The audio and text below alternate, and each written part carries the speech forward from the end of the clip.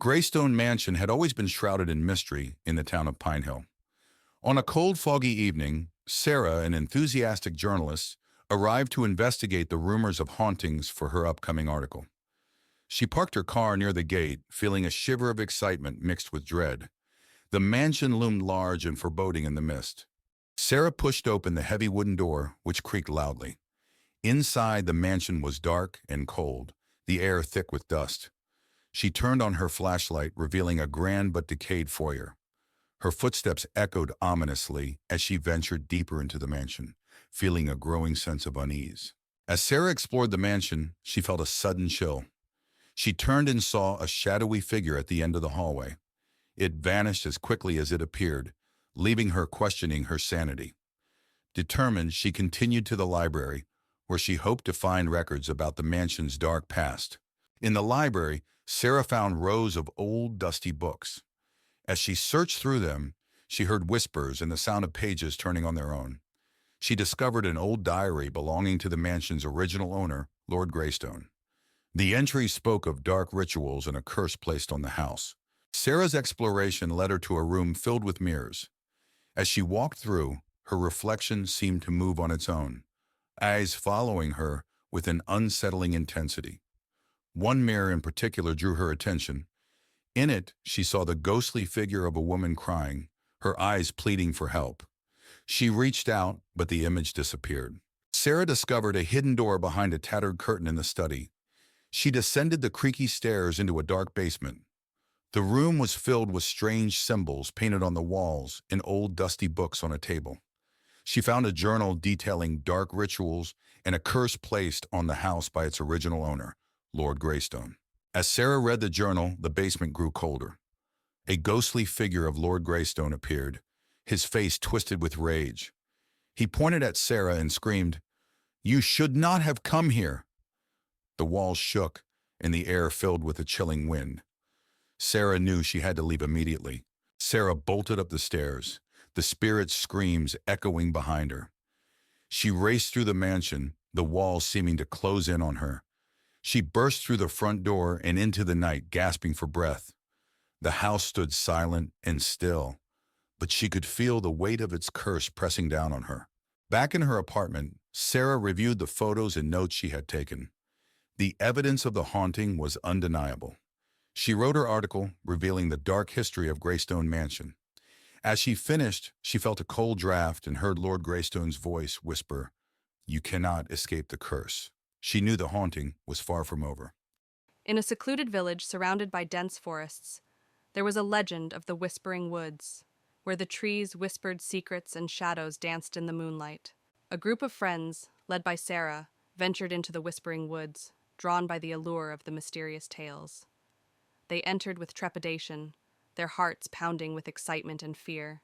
As they delved deeper into the woods, the air grew thick with an unnatural chill, and the trees seemed to whisper secrets in a language unknown. Sarah led the group onward, her determination masking her growing unease. They stumbled upon a small clearing bathed in an ethereal glow, where ghostly figures danced in the moonlight, their laughter echoing eerily through the woods.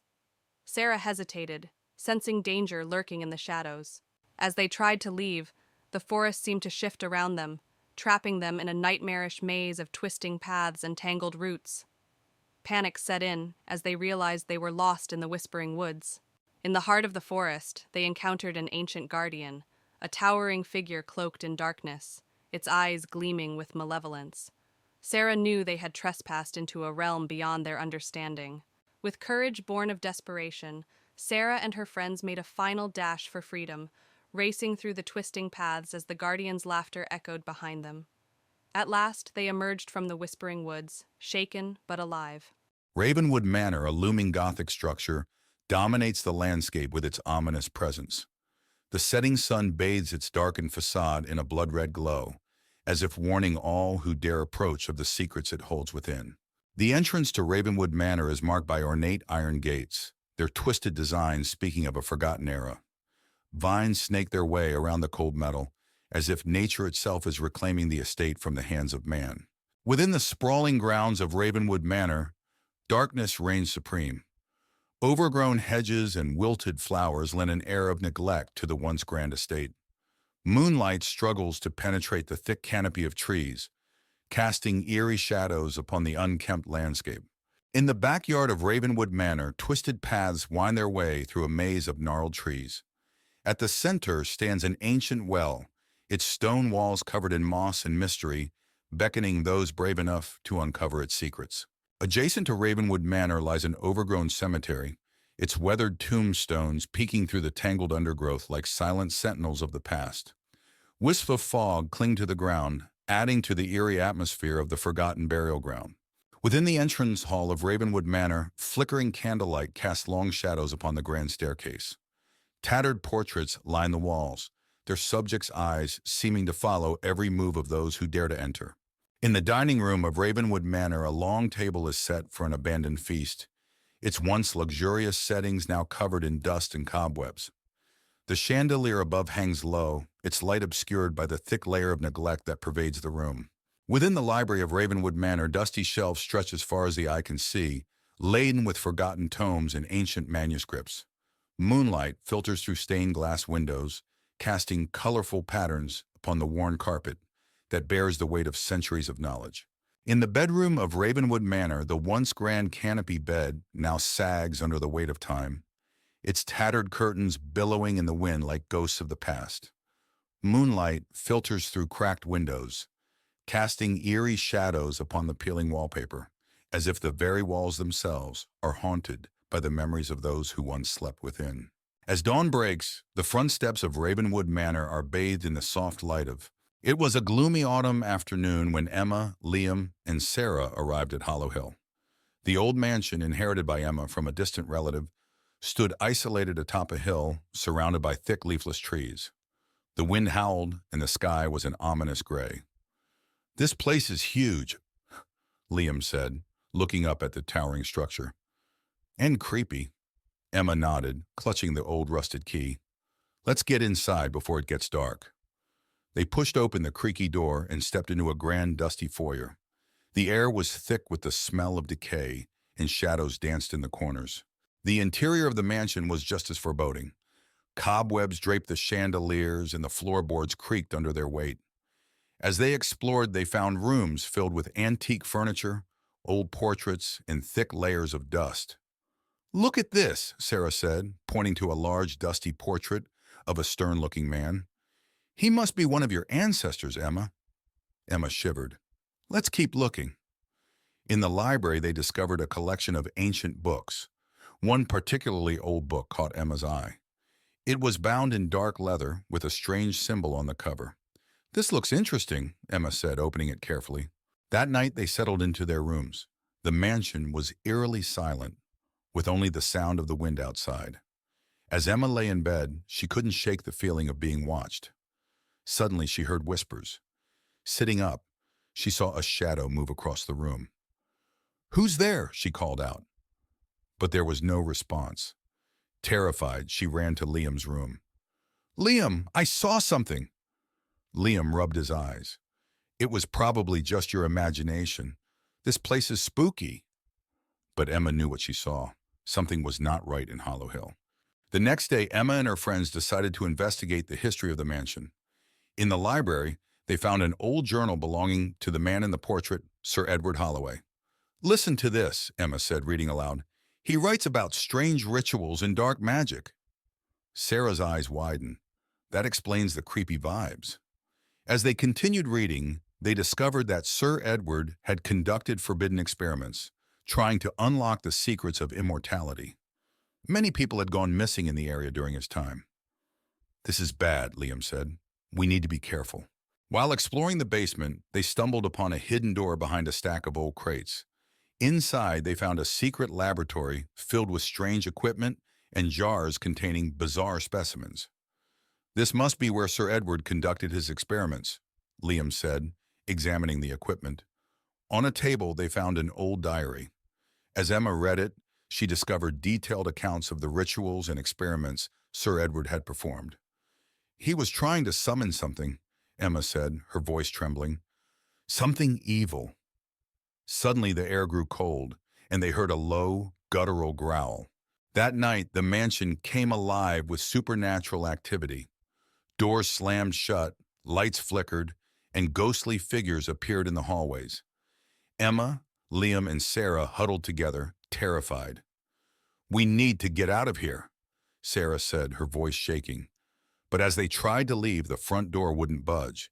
It was as if the house itself was trapping them inside. "There's no way out," Liam said, panic in his voice. Emma remembered the book she found in the library. "There must be a way to stop this.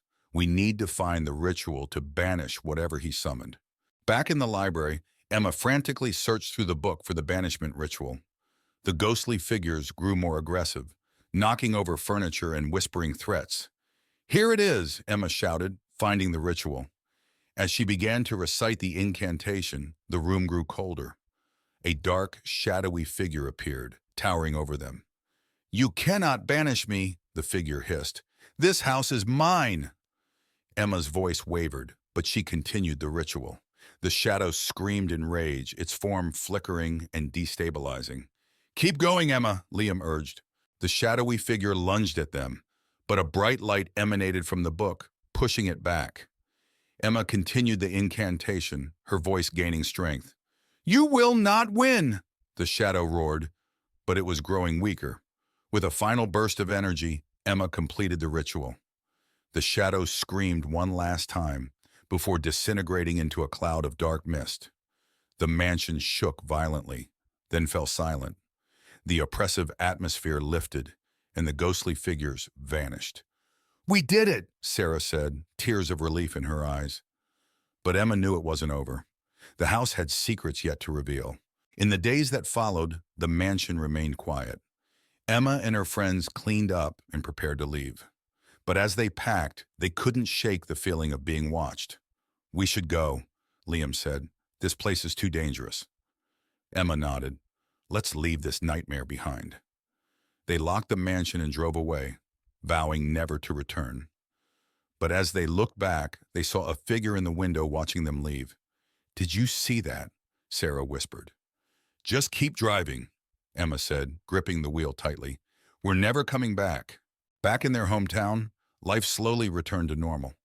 But Emma couldn't forget what happened. One night she found the old book on her bedside table, even though she had left it at the mansion. Her heart raced as she opened it. The pages had changed, now filled with new, ominous entries.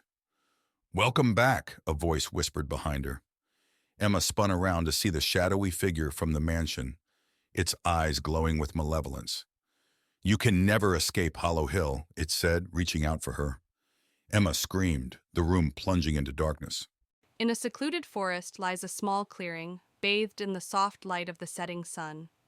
4 friends, Alex, Jess, Ryan, and Maya, set up camp for the night, their tents arranged in a circle around a crackling campfire. The woods around them are silent, save for the rustling of leaves in the gentle breeze. As night falls, a faint whisper drifts through the trees, barely audible over the crackling of the fire. The friends exchange uneasy glances, their senses on high alert. They dismiss it as the wind playing tricks on their ears and continue their conversation, but the whisper lingers in the back of their minds.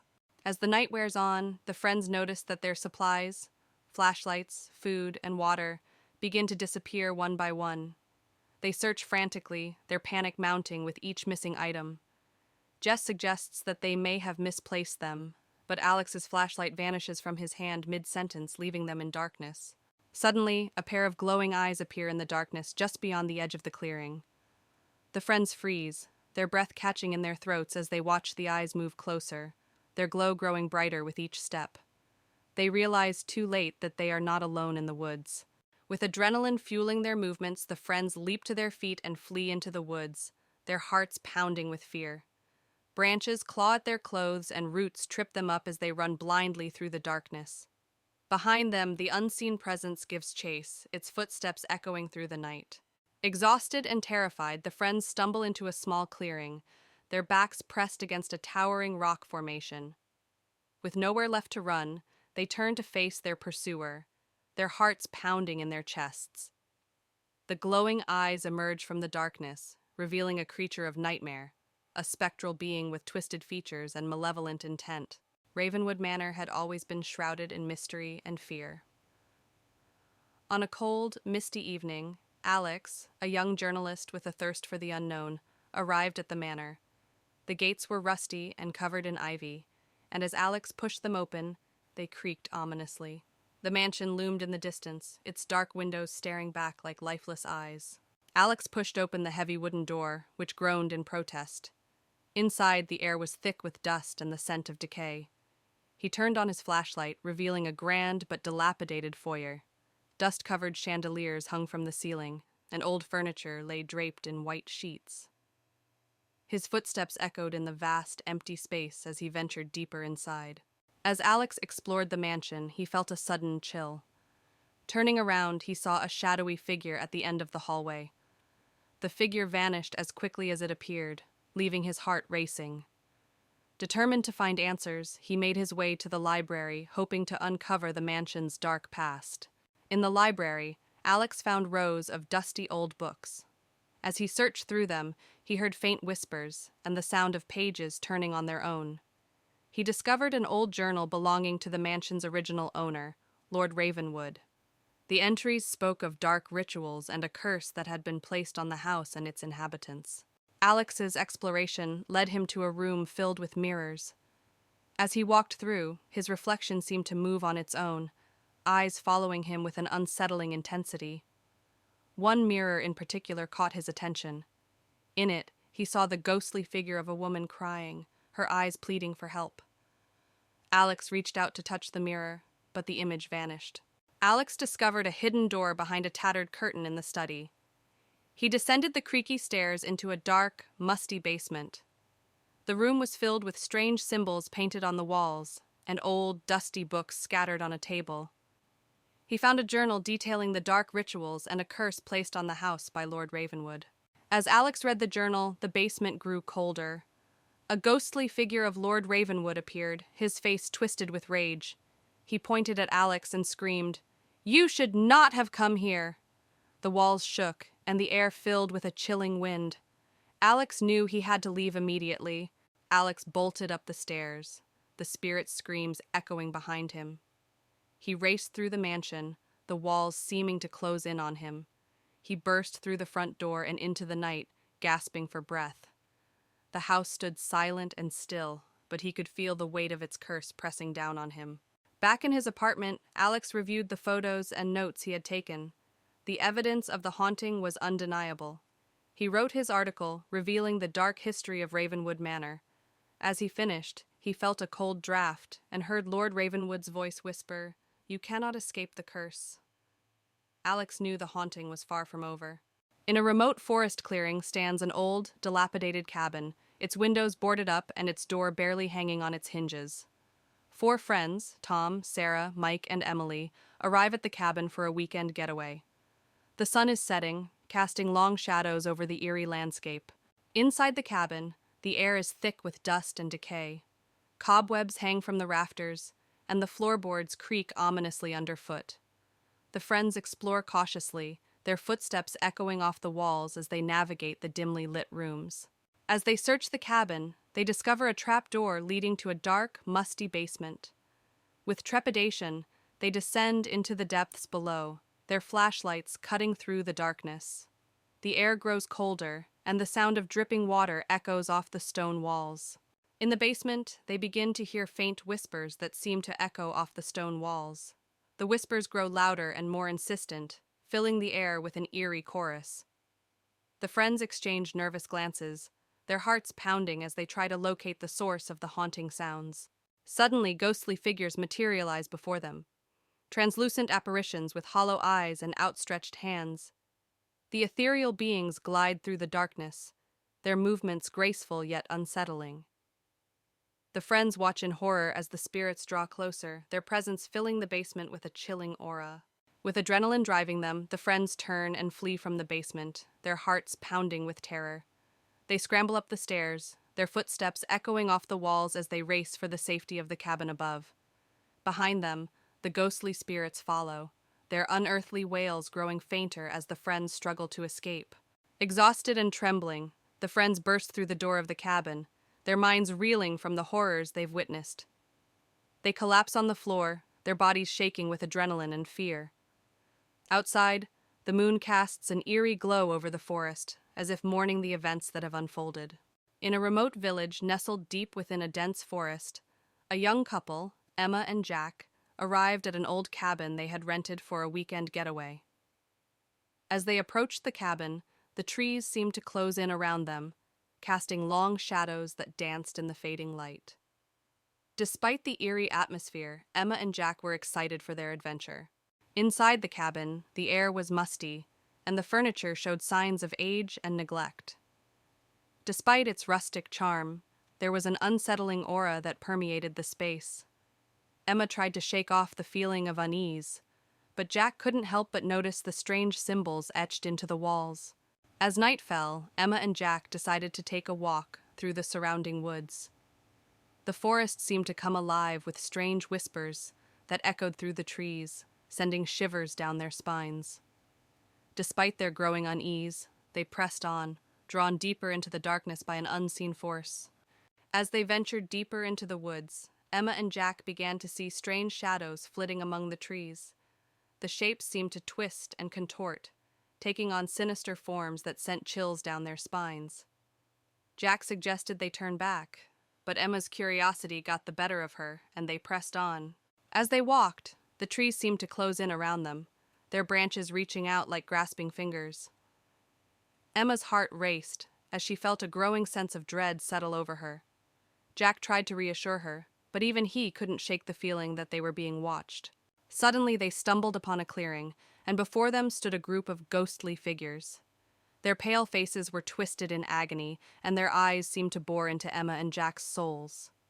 Frozen with fear, they watched as the apparitions floated closer, their whispers growing louder with each passing moment. With a cry, Emma and Jack turned and ran, their hearts pounding in their chests as they fled through the forest. The ghostly figures pursued them with relentless determination, their whispers echoing in their ears.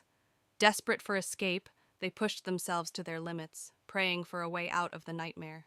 Finally, they burst out of the woods and into the clearing where the cabin stood. Gasping for breath, they collapsed on the ground, their bodies trembling with exhaustion and fear. As the first light of dawn broke through the trees, they knew they had escaped the forest's clutches, but the memory of their terrifying ordeal would haunt them forever. Ravenswood Manor was infamous in the small town of Crestwood. Emily, a curious historian, decided to explore the mansion for her research on haunted houses. She arrived just as the sun was setting, casting long shadows across the old, decrepit building. The iron gates creaked as she pushed them open, feeling a chill run down her spine. Emily pushed open the heavy wooden door, which groaned loudly. Inside, the mansion was dark and musty. Dust covered the floor, and cobwebs hung from the ceiling. She turned on her flashlight, revealing a grand but neglected foyer. Her footsteps echoed ominously as she walked down the main hallway, her breath visible in the cold air. As Emily explored, she noticed the shadows on the walls seemed to move independently of the light. She heard faint whispers like a distant conversation. Her heart raced as she spun around, but the hall was empty. Determined to continue, she pressed on, feeling the unseen eyes watching her every move. A dimly lit dining room with a large old portrait of a stern-looking woman hanging on the wall. The eyes in the painting appear to follow Emily as she moves.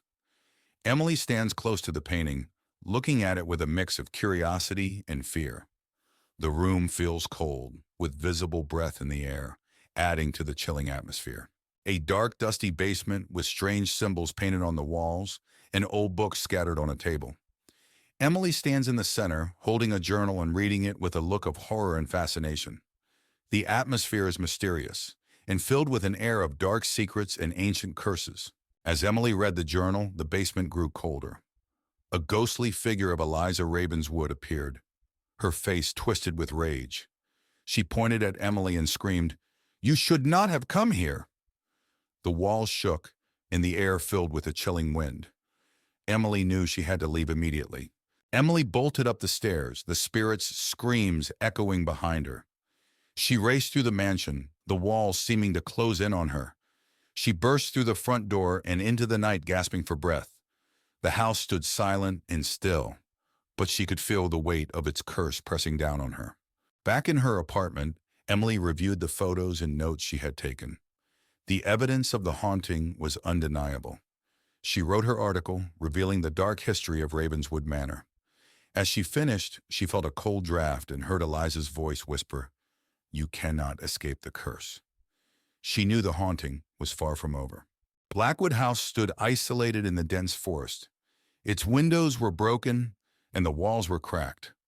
As dusk set in, the sky turned an eerie orange and purple, casting a sinister glow on the decaying structure. Inside the house, the foyer was dark and filled with dust and cobwebs. An old creaky staircase led up to the second floor, and a broken chandelier hung from the ceiling, its crystals missing or shattered.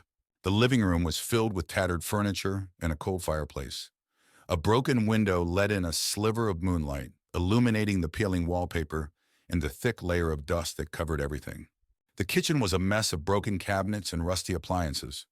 A large wooden table in the center was covered in dust and cobwebs, and an old broken stove stood in the corner, untouched for years. The dining room featured a long table with an old tattered tablecloth. The chairs were scattered and overturned, and a single dusty candle sat at the center of the table, unlit and forgotten. The hallway was long and dark, with old creaky floorboards and faded wallpaper. Closed doors lined the hallway, each marked with a different ominous symbol, hinting at the secrets hidden within. The bedroom was dusty and old, with a large canopy bed covered in cobwebs. The curtains were tattered, and moonlight streamed in through a cracked window, casting eerie shadows on the floor. The attic was filled with old, forgotten items covered in dust and cobwebs. A single small window let in a beam of moonlight, illuminating strange old toys scattered on the floor. The air was thick with the smell of mold and decay. The basement was dark and damp, with stone walls and a dirt floor. Old rusty chains hung from the ceiling, and the air was thick with the smell of mold and decay. The sense of dread was palpable, as if the walls themselves whispered secrets. As dawn broke, Blackwood House was bathed in a soft golden light. The forest around it remained dark, but the first rays of the sun illuminated the decaying structure. The night's terror faded, but the house's haunting presence remained, a testament to its cursed history. Briarwood Manor stood silent and foreboding at the end of a long, winding road. Jane, a young historian, arrived just as the sun was setting. She had heard stories about the mansion's dark past and was determined to uncover the truth. As she approached the front door, the wind howled and the trees whispered ominously. Jane pushed open the heavy wooden door, which creaked loudly. The interior was dark and filled with the smell of dust and decay. She turned on her flashlight, revealing a grand but dilapidated foyer.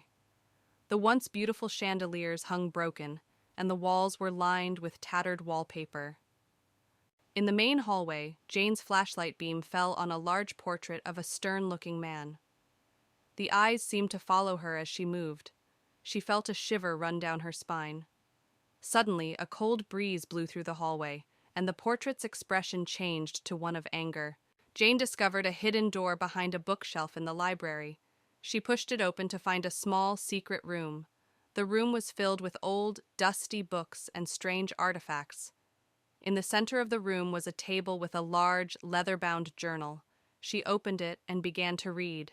The journal belonged to William Briarwood, the original owner of the manor. It detailed dark rituals and a pact with a malevolent spirit to gain wealth and power. The final entry mentioned a curse that would doom anyone who lived in the house. Jane realized the manor was haunted by the spirits of those sacrificed in the rituals. As Jane read the journal, she heard whispers around her. Ghostly figures of the sacrificed appeared, their faces twisted in agony. They warned her to leave before it was too late. The temperature in the room dropped, and Jane could see her breath. She knew she had to get out. Rushing to leave, Jane encountered the malevolent spirit of William Briarwood himself. He appeared at the top of the grand staircase, his eyes glowing with an evil light. He blocked her path, his voice echoing through the manor, threatening her for disturbing his peace. Jane ran through the dark hallways, the spirit close behind her. She burst through the front door and into the night. The manor seemed to sigh as she left, the wind howling around her. She didn't stop running until she reached her car. As she drove away, she could still feel the spirit's eyes on her. Safe in her apartment, Jane reviewed the footage she had captured. The images of the spirits and the journal entries were clear evidence of the haunting. She knew she had to share the story, but a part of her feared the curse might follow her. She felt a cold draft and shivered, wondering if she was truly safe. In a small town, Mia and Alex stumble upon an old mansion hidden behind overgrown bushes. Intrigued, they approach cautiously. The mansion looms tall, its windows boarded up and its facade crumbling. Mia feels a chill run down her spine as they step closer. Ignoring the warnings to stay away, Mia and Alex venture inside the mansion. The air is thick with dust and decay as they explore the dimly lit corridors. Strange whispers echo through the halls, sending shivers down their spines. They press on, drawn deeper into the mansion's mysteries. As they explore further, Mia and Alex come across old portraits lining the walls. The faces in the paintings seem to follow their every move, their eyes filled with an eerie intensity. Mia feels a sense of unease wash over her as she gazes into the eyes of the long-dead residents. As night falls, Mia and Alex hear strange noises echoing through the mansion. Soft whispers and the sound of footsteps on the creaky floorboards. A sense of dread washes over them as they realize they're not alone. They huddle together, their hearts pounding with fear. Suddenly, a ghostly figure materializes before Mia and Alex, a woman dressed in tattered clothing, her eyes hollow and empty. She reaches out to them, her voice a hollow whisper as she begs for release from her eternal torment. Mia and Alex recoil in horror, realizing they've stumbled upon something far more sinister than they ever imagined. With the ghostly figure closing in, Mia and Alex flee through the mansion's darkened corridors, their footsteps echoing loudly in the silence. They know they must escape before it's too late, before the darkness claims them as it has claimed so many before. Their hearts race as they race towards the exit, praying for salvation. As Mia and Alex burst through the mansion's doors, they find themselves back in the overgrown garden.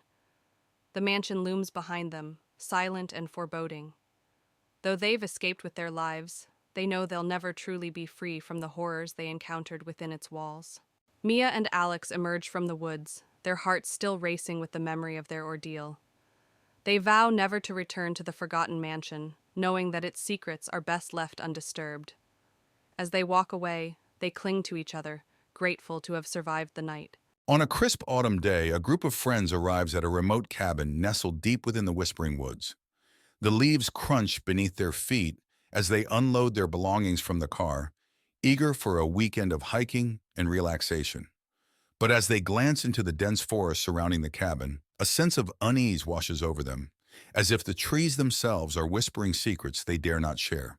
The friends set out on a hike through the Whispering Woods, following a narrow trail that winds through the dense foliage. The air is cool and fragrant, and the only sound is the gentle rustle of leaves overhead. But as they venture deeper into the forest, the whispers grow louder, like a chorus of voices urging them to turn back. As they hike, the friends stumble upon an abandoned cabin hidden deep in the woods. The windows are shattered, and the door hangs off its hinges. Intrigued, they decide to investigate, their curiosity outweighing their sense of caution. But as they step inside, they're greeted by an eerie silence that hangs heavy in the air. Inside the cabin, the friends find strange symbols scrawled on the walls and mysterious artifacts scattered about. A sense of unease washes over them as they realize they've stumbled upon something dark and sinister. They exchange nervous whispers, their voices echoing in the empty space. As night falls, the friends gather around a campfire outside the cabin, their faces illuminated by the flickering flames. But as they talk and laugh, they become aware of a strange sound, a soft whispering that seems to emanate from the very air around them. Their laughter fades, replaced by a growing sense of unease. That night, the friends are plagued by haunting dreams, visions of shadowy figures lurking in the darkness, their eyes glowing with malevolent intent. They toss and turn in their sleep, unable to escape the grip of fear that holds them tight. When they wake, they find themselves drenched in sweat, their hearts pounding in their chests. As the whispers grow louder and more insistent, the friends begin to unravel, their minds tormented by the malevolent voices that seem to follow them wherever they go. They argue and accuse one another, their once strong bonds fraying under the weight of paranoia and fear. But as they spiral further into madness, they realize they must confront the darkness that lurks within the Whispering Woods if they have any hope of escaping its grasp. Armed with determination, the friends set out into the forest, their hearts pounding in their chests as they confront the source of the whispers that have tormented them for so long. With each step, the voices grow louder, until they're surrounded by a cacophony of sound that threatens to drive them mad. But as they reach the heart of the woods, they discover the truth. The whispers are not coming from some malevolent force, but from the very trees themselves, their branches swaying in the breeze like fingers beckoning them closer. With a newfound sense of understanding, the friends make their way out of the forest, their minds clearer than they've been in days. As they emerge into the light of day, they feel a weight lifted from their shoulders, knowing that they've faced their fears and emerged stronger for it. Though the Whispering Woods will always hold a certain mystique, they know they'll never again be haunted by the whispers that once tormented them. James, a middle-aged man who recently lost his job, receives an unexpected letter. It's an invitation to visit Willow Creek, a small town where his late grandmother owned an old, decrepit house. Intrigued and in need of a change, he decides to visit the house with his wife, Sarah, and their teenage daughter, Emma. "Why have we never heard of this place before?" Sarah asks, reading the letter again. James shrugs. "I guess it was forgotten, just like Grandma." Emma, excited by the idea of an adventure, chimes in, "I can't wait to see what it's like." The family arrives at Willow Creek after a long drive. The town is eerily quiet, with old, abandoned buildings lining the streets. They finally reach the house, which stands at the end of a narrow, overgrown road. The house is large, Gothic, and appears to have been untouched for decades. "This place is giving me the creeps," Sarah whispers, holding Emma's hand. James tries to reassure them. "It's just old. Let's see what's inside." Inside, the house is dark and filled with dust. The furniture is covered in white sheets, and cobwebs hang from the ceiling. As they explore, Emma finds an old diary in one of the bedrooms. "Look at this, Mom," Emma says, flipping through the pages. Sarah reads aloud, "June 12th, 1923. Strange noises keep me awake at night. I fear the spirits are restless." James frowns. "Spirits?" That night, the family tries to sleep, but strange noises echo through the house. Doors creak, and distant whispers can be heard. Emma wakes up in the middle of the night, feeling a cold breeze. She sees a shadowy figure at the foot of her bed. "Dad, is that you?" she whispers, but the figure vanishes. Emma runs to her parents' room, terrified. "Mom, Dad, there's someone in my room!" The next day, the family visits the local library to learn more about the house. They discover that it was built by a wealthy family in the 1800s. But tragedy struck when the entire family mysteriously disappeared. "This place has a dark history," Sarah says, reading an old newspaper article. James nods. "We need to find out what happened." Emma adds, "Maybe the diary has more clues." Back at the house, James finds a hidden door in the basement. Inside, they discover a room filled with old photographs, letters, and strange symbols drawn on the walls. There's also a large locked chest. "These symbols look like some kind of ritual," Sarah says, tracing them with her finger. James tries to open the chest. "We need to find the key." Emma points to a photograph. "Look, that's the family that lived here." That night, the hauntings become more intense. Objects move on their own, and ghostly apparitions appear. Emma is dragged out of bed by an unseen force, and Sarah sees a figure standing at the end of the hallway watching them. "We need to leave now," Sarah screams, but the doors are locked and won't open. James grabs the diary and starts reading the last entry. "We must complete the ritual to appease the spirits." Desperate, the family gathers in the basement to perform the ritual described in the diary. They light candles and arrange the symbols in a circle. James reads the incantation aloud, while Sarah and Emma hold hands, trembling. As the ritual progresses, the house shakes and the spirits grow more agitated. A blinding light fills the room, and the spirits are drawn into the circle, screaming. "Keep going, James!" Sarah yells over the noise. With a final shout, James completes the incantation and the spirits vanish. The house falls silent. The next morning, the house feels different. The oppressive atmosphere is gone and sunlight streams through the windows. The family packs up their belongings, relieved that the ordeal is over. "We should tell the authorities about this place," Sarah says, looking back at the house. James nods. "Let's make sure no one else has to go through this." They drive away, leaving Willow Creek behind. Back home, life seems to return to normal. But one night, Emma finds the old diary on her bedside table, even though she left it in the house. Her heart races as she opens it, and a cold breeze fills the room. A whispering voice fills the air. "You cannot escape the past." Emma turns to see a shadowy figure standing in the corner, its eyes glowing with malevolence. She screams as the room plunges into darkness. On a foggy night, 4 friends, Jake, Emily, Noah, and Lisa, stood outside the iron gates of Redwood Manor. The mansion was infamous for being haunted, and they had decided to spend the night there as a dare. They pushed open the heavy front door, which groaned loudly. Inside, the house was dark and dusty. Cobwebs hung from the ceiling, and old portraits watched them from the walls. They moved into the living room, where a grand piano stood in one corner and a large, broken chandelier hung from the ceiling. Suddenly, the piano played a single, eerie note, making them all jump. They cautiously climbed the creaky staircase to the second floor. The hallway was long and dark, with several closed doors. A cold breeze made them shiver, and they heard faint, eerie whispers. They opened one door and found an old nursery. Dusty toys were scattered around, and a rocking chair in the corner started moving on its own. They heard a child's laughter echoing through the room. Panicked, they ran downstairs and found a door leading to the basement. Despite their fear, they decided to investigate. The basement was even darker and colder. Strange symbols were drawn on the walls, and old furniture was strewn around. In the basement, they heard footsteps behind them. Turning around, they saw the ghostly figure of a woman in a tattered dress. Her hollow eyes stared at them as she whispered, "Leave this place."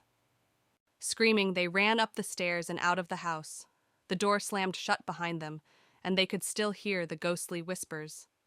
They vowed never to return to Redwood Manor. Back at home, the friends sat together, still shaken by their experience. They knew they had encountered something truly terrifying and agreed never to speak of it again. Jonathan, a middle-aged man with a strained relationship with his family, receives a letter informing him of an inheritance from his late uncle. The inheritance includes a remote mansion in the countryside. Curious and financially strained, Jonathan decides to visit the mansion with his wife, Laura, and their teenage daughter, Megan. Laura looks worried. "Are you sure about this? We don't even know much about your uncle." Jonathan nods. "We need a fresh start, and maybe this place can offer that." Megan, always the adventurous one, says excitedly, "It'll be like an adventure." The family arrives at the mansion late in the afternoon. The mansion stands tall and imposing, surrounded by a dense forest. The air is thick with the scent of decay, and the atmosphere is eerily quiet. Megan shivers.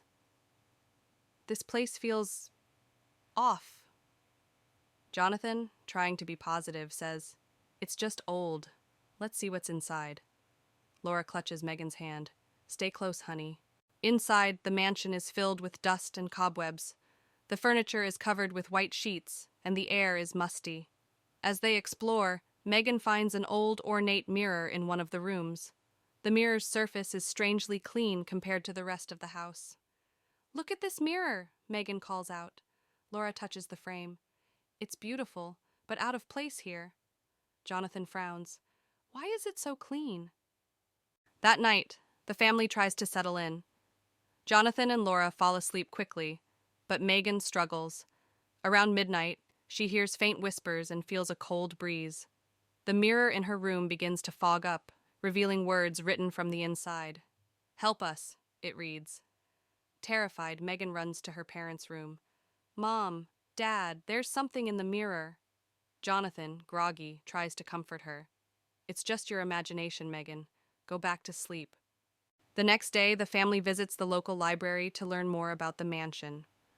They discover that it was owned by Jonathan's uncle, who was a reclusive and eccentric man interested in the occult. Laura reads from an old newspaper. Local recluse found dead under mysterious circumstances. Mansion believed to be haunted. Jonathan sighs. This explains a lot. We need to be careful. Megan, still shaken, adds, what if the spirits are still here? Back at the mansion, Jonathan discovers a hidden door in the basement. Inside, they find an old study filled with books on the occult, strange artifacts, and a large locked chest. Laura examines a book. He was really into dark stuff. This can't be good. Jonathan tries to open the chest, but fails. We need to find the key. There might be answers inside. Megan points to a strange symbol on the wall. I've seen this symbol before, in my room. That night, the hauntings escalate. Objects move on their own, and ghostly apparitions appear. Megan is dragged out of bed by an unseen force, and Laura sees a shadowy figure standing at the end of the hallway watching them. We have to leave now, Laura screams, but the doors are locked and won't open. Jonathan grabs an old book from the study. This book has instructions to banish the spirits. We need to perform the ritual. Desperate, the family gathers in the basement to perform the ritual. They light candles and arrange the symbols in a circle. Jonathan reads the incantation aloud, while Laura and Megan hold hands, trembling. As the ritual progresses, the house shakes, and the spirits grow more agitated. A blinding light fills the room, and the spirits are drawn into the circle, screaming. Keep going, Jonathan! Laura yells over the noise. With a final shout, Jonathan completes the incantation and the spirits vanish. The house falls silent. The next morning, the mansion feels different. The oppressive atmosphere is gone, and sunlight streams through the windows. The family packs up their belongings, relieved that the ordeal is over. We should tell someone about this place, Laura says, looking back at the mansion. Jonathan nods. Let's make sure no one else has to go through this. They drive away, leaving the mansion behind. Back home, life seems to return to normal. But one night, Megan finds the old mirror in her room, even though they left it at the mansion. Her heart races as she sees words slowly appear on the surface. We are not done, it reads. Megan turns to see a shadowy figure standing in the corner, its eyes glowing with malevolence. She screams as the room plunges into darkness.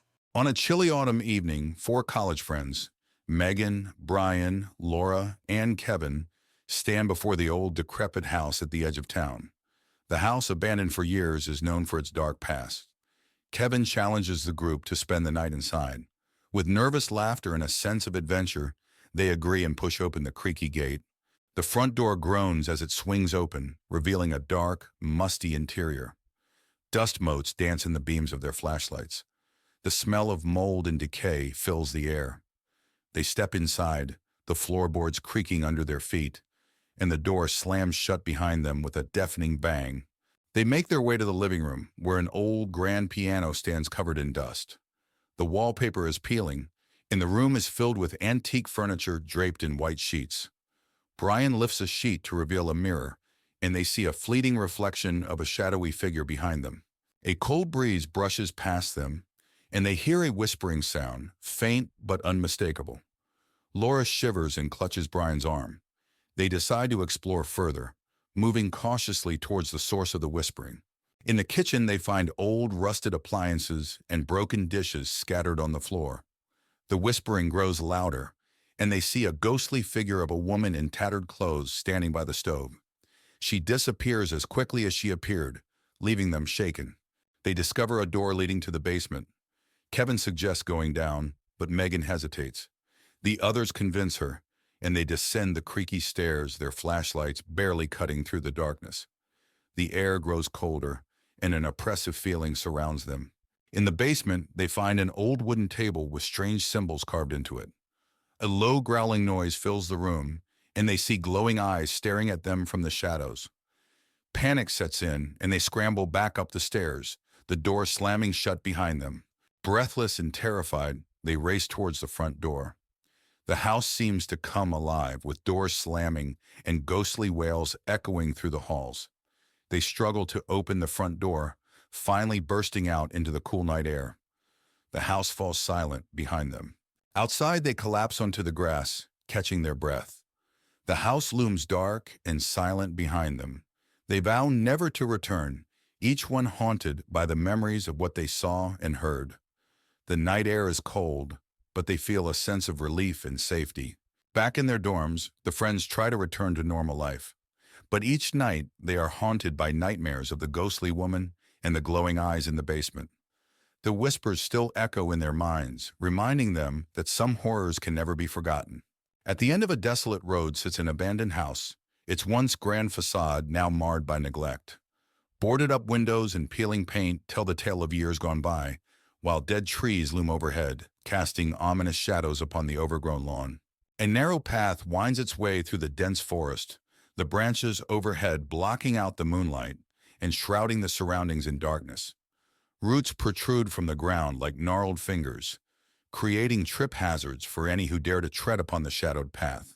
In the heart of the forest lies a moonlit clearing, the soft light casting eerie shadows upon the ground. A sense of unease hangs heavy in the air, as if unseen eyes are watching from the darkness beyond. A derelict bridge spans a chasm, its rusted metal rails barely holding together against the ravages of time.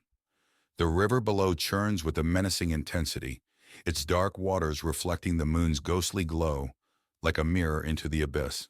Deep within the forest lies a forgotten cemetery, its tombstones weathered and worn with age. Wisps of mist cling to the ground, shrouding the graves in an otherworldly haze that seems to whisper secrets of the past. At the edge of the clearing stands an ancient well, its stone walls covered in moss and ivy that seem to writhe and twist in the moonlight. The darkness within seems to swallow all light, drawing the eye into its mysterious depths with an irresistible pull. Twisted trees loom overhead, their gnarled branches reaching out like grasping hands eager to ensnare the unwary. Shadows dance among the tangled foliage, casting strange shapes upon the forest floor and adding to the sense of foreboding that permeates the air. Sinister shadows stretch across the forest floor, their shifting forms creating an eerie tableau that seems to come alive in the darkness. The air is thick with the sound of whispered secrets, as if the very darkness itself is alive with malevolent intent. Deep within the forest lies a haunted glade, its twisted beauty a stark contrast to the surrounding darkness. Strange symbols adorn the trees, their meaning lost to time and their presence adding to the sense of unease that permeates the air. As the first light of dawn breaks through the darkness, the forest is bathed in a warm glow that banishes the shadows and brings hope to the land. Birds sing in the trees, their joyful chorus heralding the arrival of a new day and chasing away the lingering echoes of the night.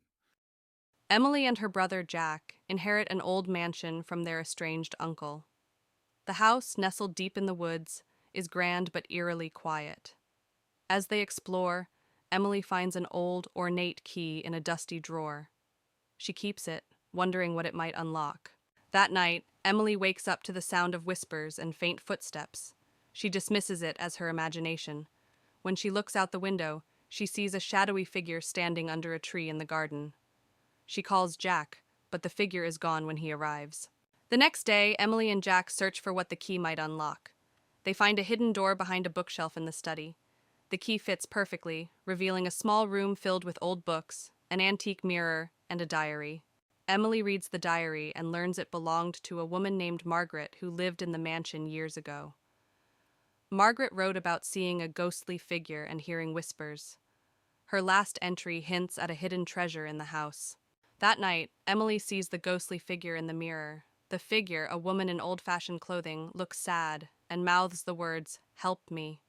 Terrified, Emily tells Jack, who becomes determined to help her. Emily and Jack search the house for clues about Margaret's hidden treasure. They find a series of letters behind a loose brick in the fireplace.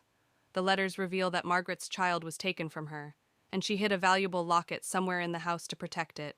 As they continue their search, the ghost becomes more active, appearing more frequently and growing more desperate. Emily and Jack follow clues to the attic, where they find a locked chest. The key fits perfectly. Inside the chest, they find Margaret's locket, along with a letter explaining her tragic story. Margaret's spirit appears, looking peaceful. She thanks them silently before fading away, her spirit finally at rest. With Margaret's spirit at rest, the house feels lighter. The whispers and apparitions stop. Emily and Jack decide to stay and restore the mansion, feeling a connection to its history and to Margaret. Months later, Emily and Jack enjoy their peaceful home. They often think about Margaret and the extraordinary events that brought them closer together. The mansion is no longer haunted, but the memories of the past live on in a peaceful way. It was a dreary afternoon when Sarah, Tom, and their teenage daughter Lily arrived at Eldridge Manor. The old, sprawling mansion stood ominously against the darkening sky, its windows like blank eyes staring back at them. The family had inherited the property from a distant relative, and despite its eerie appearance, they decided to give it a chance. "Wow, this place is huge!" Lily exclaimed, though her excitement was tempered by an uneasy feeling. Tom forced a smile. "Let's make it our home. It just needs a little work." Sarah glanced at the towering structure, feeling a chill run down her spine. "Let's get inside before it gets too dark." Inside, the manor was filled with antique furniture, dusty chandeliers, and creaking wooden floors. As they explored, they discovered a hidden staircase behind an old bookcase. Curiosity got the better of them, and they descended into a dimly lit basement. "This place is like a maze," Tom said, his voice echoing off the walls. Sarah found an old diary on a dusty table. "Look at this," she said, flipping through the pages. "It's from the 1800s. Lily, shining a flashlight around the room, gasped as she saw strange symbols carved into the walls. "What do these mean?" That night, as they settled into their new home, strange things began to happen. Lily's room was the coldest in the house, and she couldn't shake the feeling of being watched. Around midnight, she heard whispering voices and saw a shadow moving in the corner of her room. "Mom! Dad!" she screamed, running to their room. Tom and Sarah woke up startled. "What is it, Lily?" Tom asked. "There's something in my room.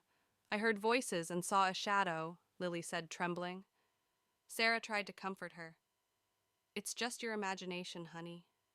This place is old and creepy, but there's nothing to be afraid of." The next day, Sarah delved deeper into the old diary. It belonged to a woman named Eleanor Eldridge, who wrote about the strange occurrences in the manor and her experiments with the occult.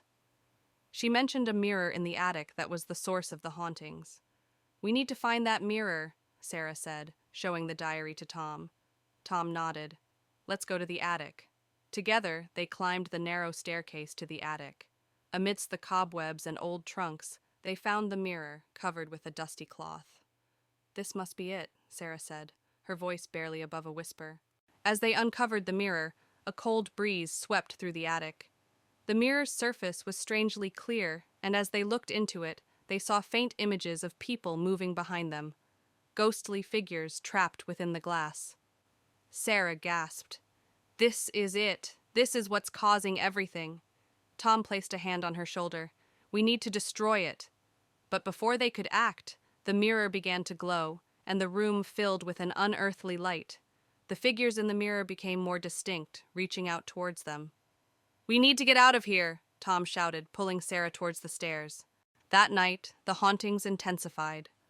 Doors slammed shut on their own, footsteps echoed in empty hallways, and ghostly apparitions appeared throughout the house.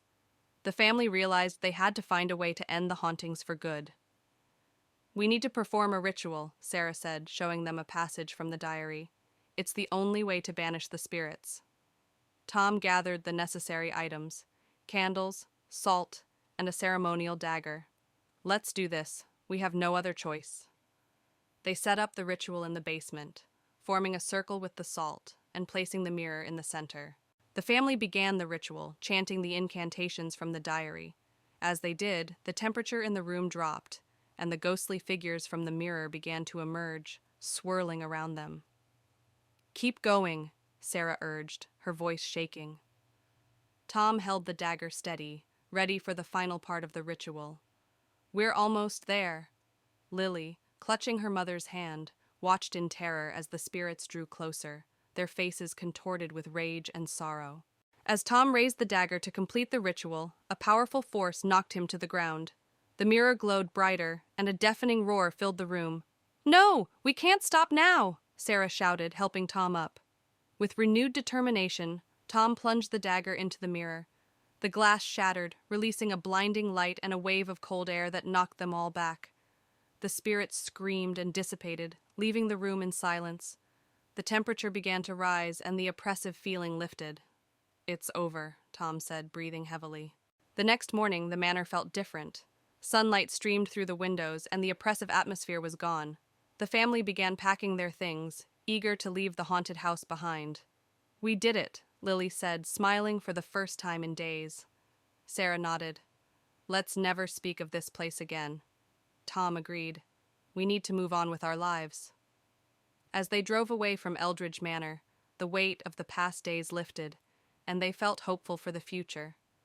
Back home, life seemed to return to normal. However, one night, Sarah found a piece of the shattered mirror in her bag. She stared at it, her heart pounding. Suddenly, she heard a familiar whisper and saw a shadow move across the room. "Tom, it's not over," she whispered, feeling a chill run down her spine. As the shadow loomed larger, the whisper grew louder, and Sarah realized with horror that the spirits had followed them home. Blackwood Manor, a decrepit Victorian mansion, looms ominously amidst the dense forest. Boarded-up windows and crumbling facades tell tales of neglect and decay. The moon's pale light casts an eerie glow upon the scene, setting the stage for the horrors that lie within.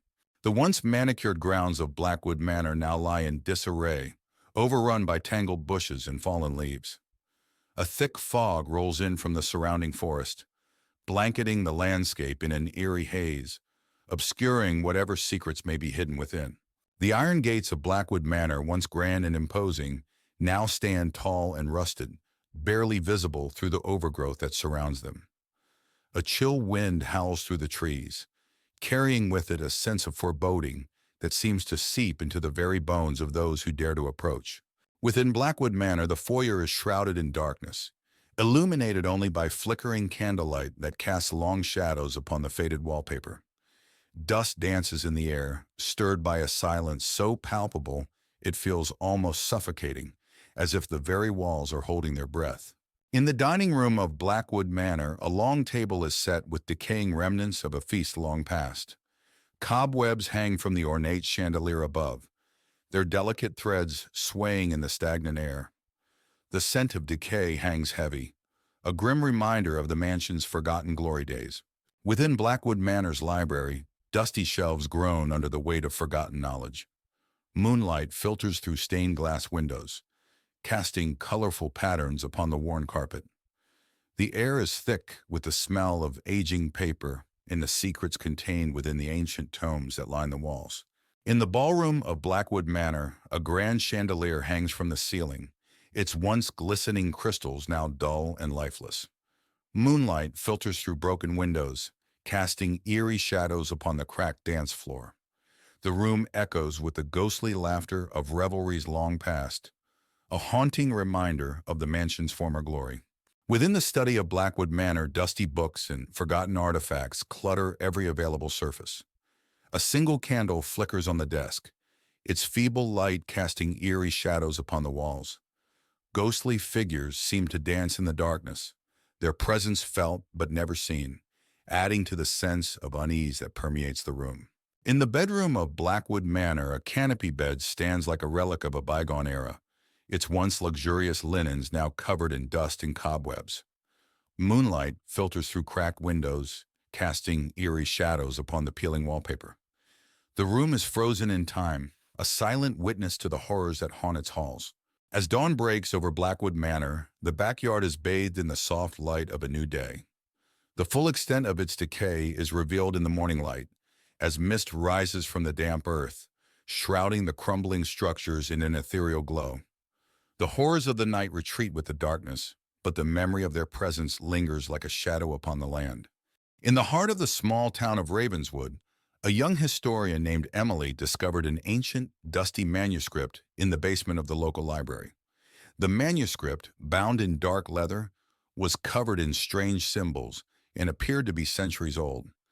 Emily's curiosity got the better of her, and she decided to take it home for further study. As she left the library, the old librarian, Mr. Finch, watched her with a worried expression. "Be careful with that book," he warned. "It's said to be cursed." Emily shrugged off his concerns. "It's just an old book. What harm could it do? At home, Emily began to translate the manuscript. It told the story of a powerful sorcerer who had cursed the book to trap the souls of those who read it. As she read, strange things started happening. The room grew colder, and shadows seemed to move on their own. Emily's cat, Luna, hissed and arched her back, staring at an invisible presence. Ignoring the signs, Emily continued to read, her fascination growing. I have to know more, she muttered to herself, her eyes glued to the ancient text. Late that night, Emily was awakened by a cold breeze and the feeling of being watched. She looked around her dark bedroom and saw a shadowy figure standing at the foot of her bed. It had hollow eyes and a twisted smile. Who are you? Emily whispered, her voice trembling. The figure didn't respond but began to move closer, its form flickering like a candle in the wind. Emily scrambled out of bed and turned on the light, but the figure vanished. Panting, she realized the curse was real. She needed help. The next day, Emily visited her friend Alex, who was an expert in the occult. She told him everything about the manuscript and the shadowy figure. This is serious, Alex said, flipping through the manuscript. You need to destroy this book before it's too late. Emily hesitated. But it's an incredible find. There must be another way. Alex shook his head. The longer you keep it, the stronger the curse will become. You don't understand the danger you're in. Emily reluctantly agreed. They decided to perform a ritual that night to break the curse. As night fell, Emily and Alex gathered the necessary items for the ritual: candles, salt, and an ancient incantation. They returned to Emily's house and set up in her study, drawing a protective circle on the floor. Are you sure this will work? Emily asked, placing the candles around the circle. It has to, Alex replied, lighting the candles. We don't have any other choice. Emily's hands trembled as she held the manuscript. Let's do this. As they began the ritual, the temperature in the room plummeted. The shadowy figure reappeared, more menacing than before. It howled and thrashed against the barrier of the protective circle. Keep chanting, Alex yelled over the noise. Emily's voice wavered as she recited the incantation, but she kept going. The figure's form started to waver, and it let out a piercing scream. With one final burst of energy, it shattered into 1,000 pieces of darkness, vanishing completely. Panting, Emily and Alex looked at each other. Is it over? Emily asked. I think so, Alex replied, his voice shaking. The room was eerily quiet after the spirit vanished. Emily knew what she had to do next. She took the manuscript and, with a heavy heart, threw it into the fireplace. The flames roared to life, consuming the ancient book. As the manuscript burned, Emily felt a weight lift off her shoulders. The curse was finally broken. Thank you, Alex, she said, watching the flames. We did it together, Alex replied. Let's hope we never encounter anything like this again. In the days that followed, Emily's life returned to normal. The eerie occurrences stopped, and she was able to focus on her work again. She vowed to be more cautious with the ancient texts she studied. One evening, she and Alex met at a cafe to catch up. How are you holding up? Alex asked. Better, Emily said with a smile. I think I've had enough excitement for a lifetime. They laughed, but a part of Emily still wondered about the other secrets the world held. For now, though, she was content to leave them undiscovered. As Emily walked home from the cafe, she felt a chill in the air. She glanced around, suddenly uneasy. When she arrived at her apartment, she found a package waiting at her door. Curious, she opened it and gasped. Inside was another ancient manuscript, even older than the one she had destroyed. Attached was a note, "For your collection." Emily's heart raced. She looked around, but there was no one in sight. She knew this was far from over. Emily sat at her desk, staring at the new manuscript. She knew she should destroy it, but her curiosity was overwhelming. She reached out and opened the book, unable to resist. As she began to read, the room grew colder once again. Shadows crept along the walls, and a familiar sense of dread filled the air. The curse had returned, and this time, it was more powerful than ever. Emily was trapped in an endless cycle, forever bound to the cursed manuscripts. The haunting of Ravenswood was far from over. In a small town nestled among the hills, a group of friends receives an invitation to spend a weekend at a secluded manor on the outskirts of town. Excited for a getaway, they eagerly accept, unaware of the darkness that lurks within the old estate. As they approach the imposing gates of the manor, a sense of unease washes over them, but they dismiss it as mere nerves. The friends enter the grand foyer of the manor, their footsteps echoing on the marble floors. Dust covers every surface, and cobwebs hang from the chandeliers overhead. Despite its faded grandeur, the manor exudes an air of mystery and intrigue. They exchange nervous glances, wondering what secrets lie hidden within its walls. As night falls, the friends gather for a dinner party in the grand dining hall. The table is set with fine china and silverware, but the food sits untouched, as if waiting for guests who will never arrive. As they dine, they can't shake the feeling of being watched, and strange noises echo through the empty halls. As the night wears on, the friends split up to explore the manor, each one drawn to a different part of the house by an unseen force. They wander the darkened corridors, their footsteps echoing on the hardwood floors. Strange whispers fill the air, their words indistinct but undeniably menacing. As they explore, one of the friends encounters a ghostly apparition, a woman dressed in a flowing white gown, her hair cascading down her back in loose waves. She reaches out to them with ethereal hands, her eyes filled with longing and sadness. The friend staggers back in terror, their heart pounding in their chest. As the night progresses, the friends uncover dark secrets hidden within the manor's walls, a history of tragedy and betrayal that spans generations. They find old journals and letters, piecing together the story of the manor's past inhabitants. But as they delve deeper, they awaken something sinister that has been lying dormant for years. As the night wears on, the friends begin to unravel, their minds tormented by the malevolent forces that haunt the manor. They argue and accuse one another, their once strong bonds fraying under the weight of paranoia and fear. But as they spiral further into madness, they realize they must confront the darkness that lurks within the manor if they have any hope of escaping its grasp. Armed with determination, the friends set out to confront the evil that haunts the manor once and for all. They gather in the grand foyer, their hearts pounding in their chests as they prepare to face their greatest fears. With a final glance at one another, they steel themselves for the battle ahead. As dawn breaks, the friends emerge from the manor, battered and bruised but alive. They exchange weary smiles, knowing that they've faced their fears and emerged stronger for it. Though the scars of their ordeal will never fully heal, they take solace in the knowledge that they've conquered the darkness that once threatened to consume them. On a cold, windy night, four friends, John, Sarah, Mike, and Emily, arrive at an old abandoned house at the edge of town. They are curious about the rumors that the house is haunted and decide to explore. They push open the creaky front door and step inside. The air is cold and musty, the wooden floorboards creak under their feet, and they use their flashlights to see. In the living room, they find an old tattered couch and a dusty coffee table. On the wall, there is a large cracked mirror.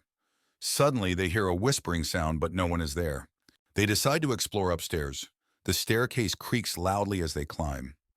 The hallway is long and dark, with several closed doors. A cold breeze seems to come from nowhere, making them shiver. They open one of the doors and find a room with old children's toys scattered on the floor. The air is even colder here. Suddenly, a toy car moves on its own, and they hear a child's laughter. Frightened, they rush downstairs and find a door leading to the basement. They open it and descend into the darkness. The basement is damp and cold, with a feeling of dread in the air. In the basement, they find an old trunk. When they open it, a ghostly figure of a woman appears, her face twisted in sadness. She reaches out towards them, and they feel an icy chill. Terrified, they run up the stairs and out of the house. The door slams shut behind them, and they can still hear the whispers and laughter. They vow never to return. Lily moves into a small apartment in an old building. It's her first time living alone, and she's excited. As she unpacks, she finds an old, ornate key hidden in a drawer. Curious, she sets it aside, thinking it might open a secret compartment somewhere in the apartment. That night, as Lily is about to fall asleep, she hears faint whispers and soft footsteps.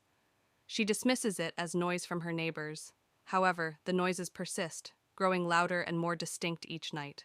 Determined to find the source of the noises, Lily starts searching the apartment. She discovers a small hidden door behind a large cabinet. The old key fits perfectly, and she opens the door to reveal a dusty, forgotten room filled with old furniture and a large, cracked mirror. Lily cleans the mirror, hoping it might give a clue about the room's history. As she wipes away the dust, she sees a shadowy figure move behind her in the reflection. She turns around quickly, but the room is empty. Among the old furniture, Lily finds a dusty diary. It belonged to a woman named Eleanor, who lived in the apartment long ago. The diary details Eleanor's descent into madness, tormented by unseen forces. Her last entry is a plea for help, fearing she would be taken by the spirits. That night, Lily sees Eleanor's ghost in the mirror, mouthing the words, "Help me." Terrified, Lily backs away, but the ghost steps out of the mirror, reaching out to her. The air grows cold, and the room is filled with Eleanor's anguished cries. Panicked, Lily contacts a local paranormal investigator. The investigator tells her that Eleanor's spirit is trapped and needs to be freed to find peace. They prepare to perform a ritual to release Eleanor's spirit. Lily and the investigator set up candles around the mirror and read from Eleanor's diary. The room grows colder, and Eleanor's ghost appears. As they complete the ritual, Eleanor's ghost slowly fades, mouthing, "Thank you." With the ritual complete, the apartment feels lighter. The strange noises stop, and Lily finally feels at peace. She decides to keep the mirror as a reminder of Eleanor and the mystery she helped solve. Months later, Lily enjoys her now peaceful home. She often thinks about Eleanor and is grateful for the experience that brought her a deeper understanding of the past. Life returns to normal, but she never forgets the ghostly presence that once haunted her home. Emma and Ryan, a young couple seeking adventure, venture into the dense woods surrounding their town. The trees loom tall, their branches reaching out like skeletal fingers. A sense of foreboding fills the air as they tread deeper into the unknown. As dusk falls, Emma and Ryan realize they've lost their way. Panic sets in as the shadows lengthen, obscuring the path ahead. Strange sounds echo through the trees, a rustling of leaves, the distant cry of an unknown creature. They quicken their pace, desperate to find their way back. In their search for shelter, Emma and Ryan stumble upon an old, dilapidated cabin hidden deep within the woods. The structure stands ominously, its windows shattered and doors creaking in the wind. Despite their reservations, they have no choice but to seek refuge within its decaying walls. As night falls, Emma and Ryan huddle together inside the cabin, seeking solace in the flickering light of a single lantern. But the darkness outside seems to seep in through the cracks, accompanied by soft whispers that echo through the stillness. They exchange nervous glances, their fear mounting with each passing moment. As they search the cabin for signs of life, Emma and Ryan stumble upon an old photograph hidden beneath a dusty pile of books. The image depicts a family, a mother, father, and child, smiling happily. But there's something unsettling about their eyes, as if they hold a secret that refuses to be forgotten. As Emma and Ryan try to make sense of the photograph, they're startled by a sudden noise, a scraping sound coming from the attic above. Heart pounding, they cautiously ascend the creaky staircase, their nerves on edge. But what they find waiting for them is beyond their worst nightmares. In the attic, Emma and Ryan come face to face with a malevolent presence, an ethereal figure shrouded in darkness. Its eyes burn with an otherworldly intensity as it reaches out to them, its whispers growing louder with each passing moment. Emma and Ryan know they must confront the entity if they hope to escape the woods alive. With every ounce of courage they possess, Emma and Ryan confront the entity, channeling their fear into strength. As they do, the darkness begins to recede, replaced by a blinding light that fills the attic. With one final push, they break free from its grasp and flee into the night, leaving the haunted cabin behind them. As dawn breaks over the horizon, Emma and Ryan emerge from the woods, battered but alive. They exchange a weary smile, grateful to have survived the horrors of the Whispering Woods. Though they may never forget the darkness that lurks within, they know that they've emerged stronger for having faced it together. On a cold, misty evening, four friends, Alice, Mark, Sarah, and James, stand before Blackwood House, an old mansion with a dark history.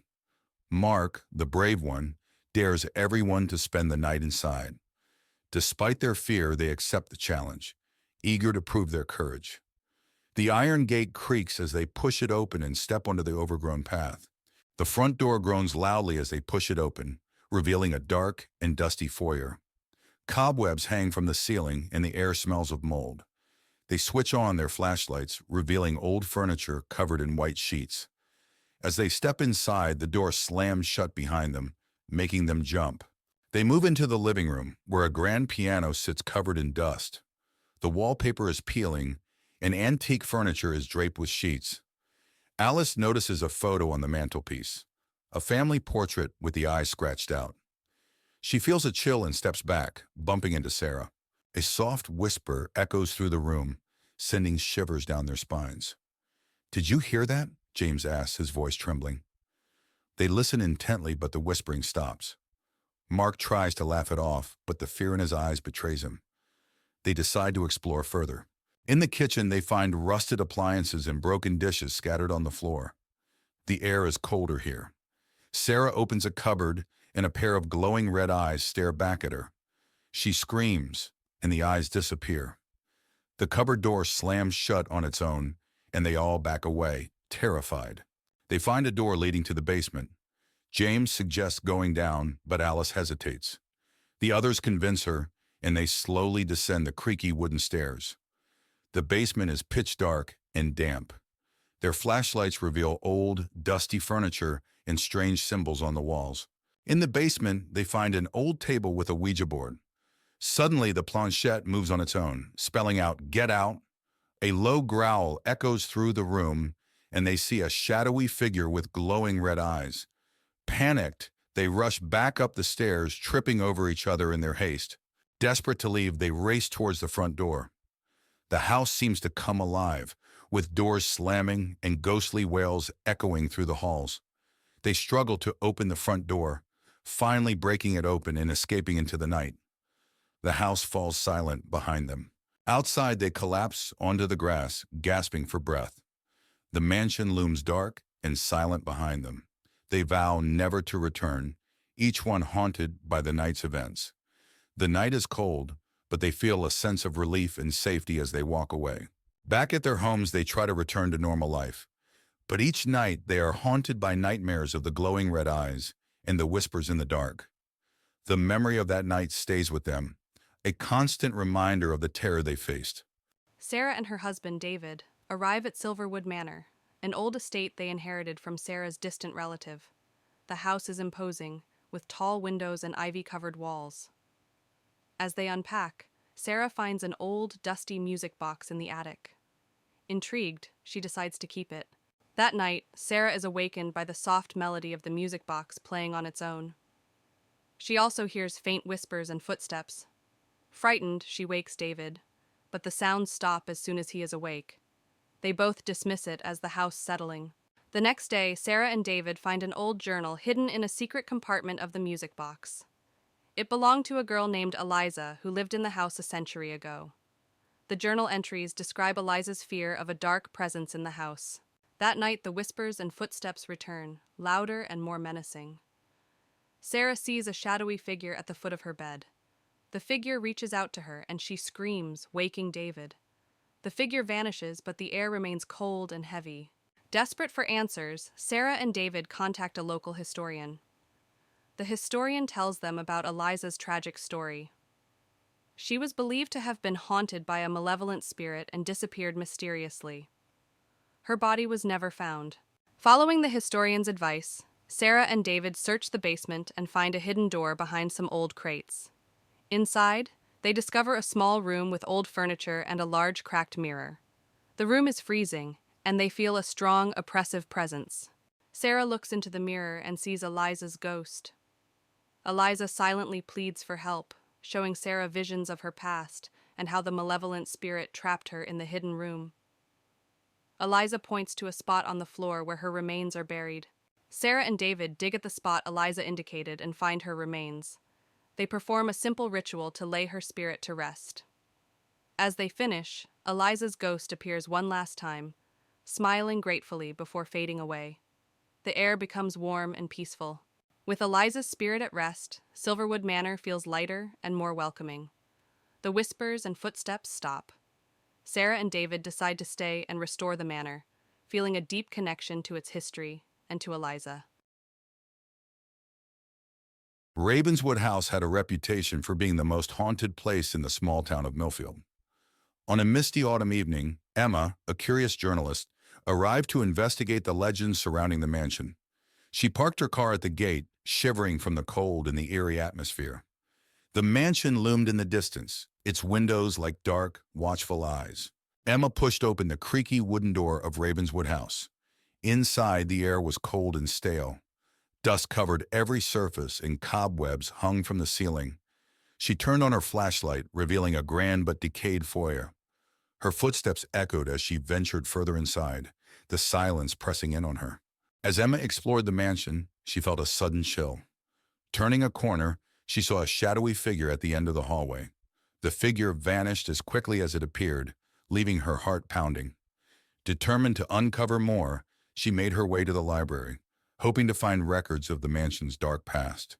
In the library, Emma found rows of dusty old books. As she searched through them, she heard whispers and the sound of pages turning by themselves. She discovered an old diary belonging to the mansion's original owner, Lady Ravenswood. The entry spoke of dark rituals and a curse that had been placed on the house and its inhabitants. Emma's exploration led her to a room filled with mirrors. As she walked through, her reflection seemed to move on its own, eyes following her with an unsettling intensity. One mirror in particular caught her attention. In it, she saw the ghostly figure of a woman crying, her eyes pleading for help. Emma reached out to touch the mirror, but the image vanished. Emma discovered a hidden door behind a tattered curtain in the study. She descended the creaky stairs into a dark, musty basement. The room was filled with strange symbols painted on the walls and old dusty books scattered on a table. She found a journal detailing the dark rituals and a curse placed on the house by Lady Ravenswood. As Emma read the journal, the basement grew colder. A ghostly figure of Lady Ravenswood appeared, her face twisted with rage. She pointed at Emma and screamed, "You should not have come here." The walls shook, and the air filled with a chilling wind. Emma knew she had to leave immediately. Emma bolted up the stairs, the spirit's screams echoing behind her. She raced through the mansion, the walls seeming to close in on her. She burst through the front door and into the night, gasping for breath. The house stood silent and still, but she could feel the weight of its curse pressing down on her. Back in her apartment, Emma reviewed the photos and notes she had taken. The evidence of the haunting was undeniable. She wrote her article, revealing the dark history of Ravenswood House. As she finished, she felt a cold draft and heard Lady Ravenswood's voice whisper, "You cannot escape the curse." Emma knew the haunting was far from over. On a cold, windy night, 4 friends, Anna, Tom, Lisa, and Mark, stand before the crumbling mansion on the outskirts of town. The mansion, long abandoned, is rumored to be haunted. Tom dares the group to spend the night inside. With nervous laughter, they agree, pushing open the rusted gate. The front door creaks loudly as they step inside. The air is thick with dust and the scent of decay. Cobwebs hang from the ceiling, and old broken furniture is strewn about. They switch on their flashlights, illuminating the dark, gloomy hallway.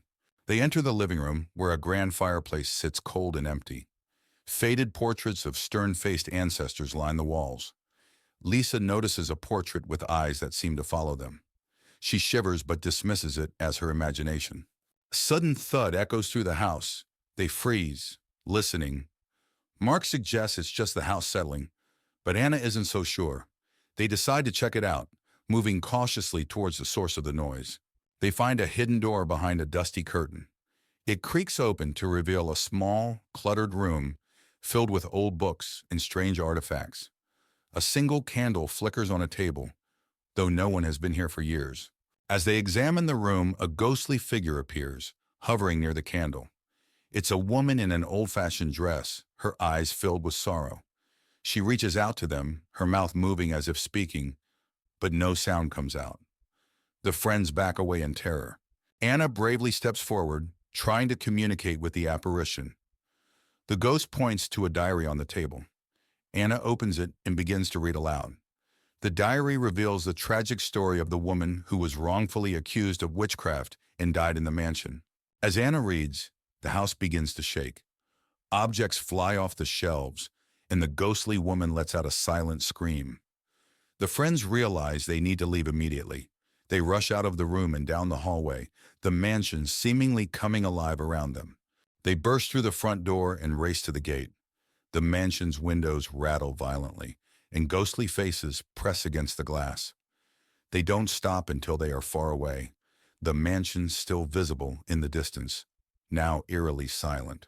Back in the safety of their homes, the friends try to forget the night's events. But each night, they are haunted by the image of the ghostly woman and the sounds of the mansion. They realize the past isn't easily forgotten, and some echoes never fade.